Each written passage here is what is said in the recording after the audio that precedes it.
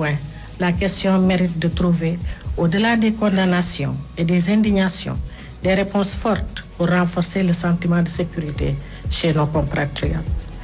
Excellence, Monsieur le Président de la République, en tant que maire d'une ville, je ne peux manquer en pareille circonstance d'aborder la question de la gouvernance territoriale et la place qu'elle devrait occuper dans le dialogue national. Vous exprimant le 4 décembre 2012 à Dakar, lors de la cérémonie d'ouverture du 6e sommet Africité, qui avait pour thème « Construire l'Afrique à partir de ses territoires, quel défi pour les collectivités locales ?» Devant une auguste assemblée composée d'hommes d'État, d'experts et d'élus du monde entier, vous nous rappeliez que c'était une plateforme unique de dialogue et de concertation sur les questions d'intérêt commun et que le thème impératif d'unité et de solidarité s'inscrivait dans une exigence de justice et d'équité. Vous ajoutiez que dans cette optique, les actions des collectivités doivent apporter une réponse aux besoins de développement des populations, tout en prenant en compte les spécificités locales dans ce qu'elles ont de meilleur. J'adhère pleinement à vos propos, parce que comme vous, je suis convaincue que la décentralisation est le levier pour valoriser l'action publique qui découle des initiatives locales, penser local et agir global, pour résorber les inégalités structurelles et pour impulser un développement territorial équilibré qui serait le moteur de la solidarité entre les Sénégalais. Depuis l'indépendance de notre pays, la décentralisation est une option irréversible, marquée par des avancées remarquables, dont la plus récente est l'acte 3 de la décentralisation. Mais mes collègues maires en conviendront certainement avec moi. Cette réforme majeure, visible sur le plan institutionnel, doit être évaluée pour identifier et, le cas échéant, corriger les faiblesses constatées dans sa mise en œuvre.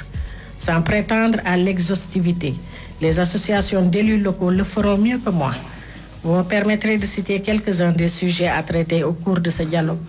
Les relations entre l'État et les collectivités territoriales, le financement du développement local, l'intercommunalité, l'érection des pôles territoires pour valoriser toutes les potentialités et ressources locales, la mise en œuvre effective de la fonction publique territoriale, le statut de l'élu local. Excellence, Monsieur le Président de la République, Mesdames et Messieurs, je crois aux vertus du dialogue, encore plus aux ambitions de ce dialogue national.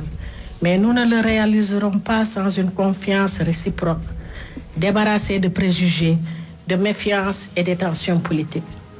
Excellence, Monsieur le Président de la République, je souhaite que vous soyez le précurseur dans notre commune volonté de dépassement en faisant libérer Khalifa Ababacar Sall pour lui permettre de retrouver sa mère d'un âge très avancé, son épouse, ses enfants et ses proches.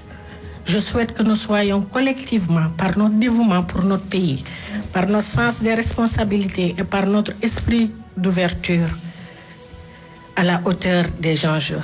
Aussi, et pour conclure, les autorités religieuses et coutumières qui, par leur présence, nous apportent leur bénédiction et solliciter leur prière et leur implication active dans la résolution des problèmes, afin que tous ensemble, nous arrivions à relever ce pari de la démocratie pour ouvrir des perspectives prometteuses à notre pays et pour aboutir à des solutions consensuelles qui vont améliorer les conditions de vie de tous nos compatriotes, femmes et hommes, jeunes et moins jeunes. Je vous remercie de votre aimable attention.